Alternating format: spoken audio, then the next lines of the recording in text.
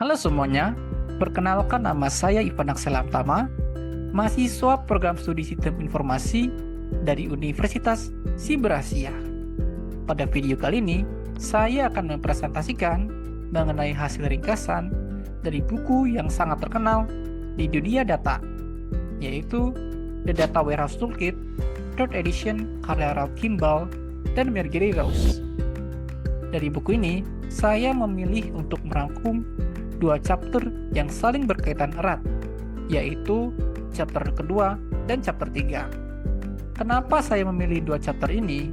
Karena chapter 2 meletakkan fondasi teorinya, yaitu teknik dimensional modeling.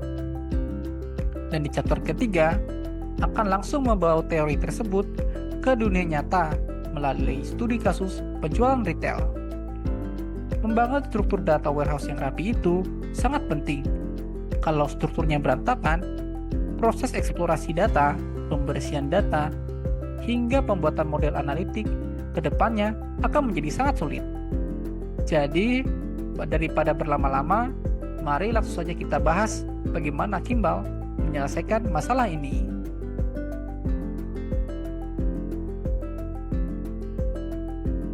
Pertama-tama, kita mulai dari chapter 2. Kimball menjelaskan bahwa untuk membangun model dimensi yang sukses, kita harus menjalankan 4 langkah yang terstruktur. Langkah pertama adalah memilih proses bisnis. Kita harus tahu persis aktivitas operasional apa yang mau diukur. Fokuslah pada prosesnya, bukan departemennya. Misalnya, kita fokus pada proses transaksi penjualan di kasir, bukan pada departemen penjualan.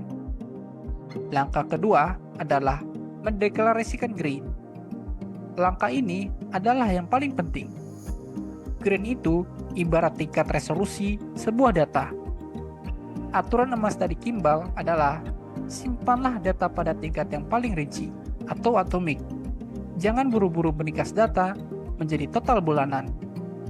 Dengan data atomik, kita memiliki fleksibilitas maksimal untuk menganalisis data dari sudut pandang manapun.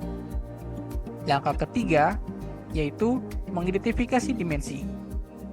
Dimensi memberikan konteks deskriptif pada data kita.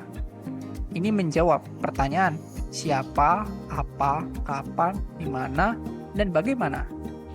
Dimensi inilah yang nantinya menjadi parameter kita untuk melakukan filter dan grouping saat membuat laporan. Dan langkah yang terakhir, keempat, yaitu mengidentifikasi fakta. Fakta biasanya berupa angka metrik dari proses bisnis tersebut. Menariknya, di bab ini Kimball membagi fakta menjadi 3 jenis. Yang pertama, ada additif. Bisa dijumlahkan ke semua dimensi, seperti total pendapatan. Lalu yang kedua ada semi-aditif. Hanya bisa dijumlahkan ke beberapa dimensi, seperti saldo stok barang yang tidak bisa dijumlahkan antar waktu. Lalu yang ketiga, non-aditif. Tidak bisa dijumlahkan sama sekali, seperti persentase margin keuntungan.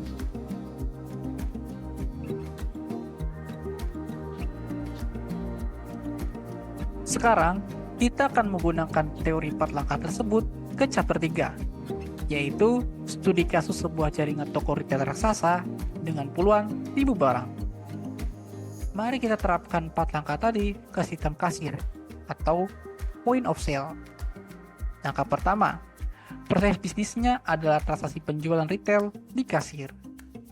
Langkah kedua, green-nya adalah satu baris barang di dalam struk belanja. Coba kita perhatikan struk belanja ini. Ada roti, minuman soda, pasta gigi, dan susu.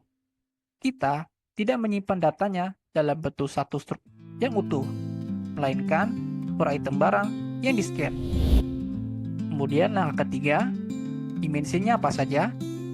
Berdasarkan baris struk tadi, kita punya dimensi tanggal, dimensi produk, dimensi toko, dimensi promosi, dan dimensi kasir. Tapi, bagaimana dengan nomor struknya?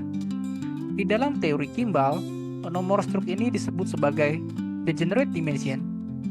Dia bertindak sebagai kunci dimensi, tetapi tidak memiliki tabel dimensi sendiri karena semua atribut deskriptifnya sudah masuk ke tabel dimensi lain.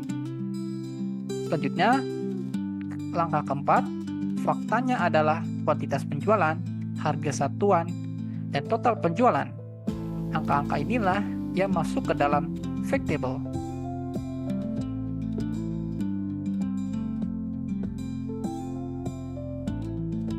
Kalau kita menggabungkan tabel fakta dan tabel-tabel dimensi tadi, bentuknya akan menyerupai bintang, atau yang lebih dikenal dengan star schema.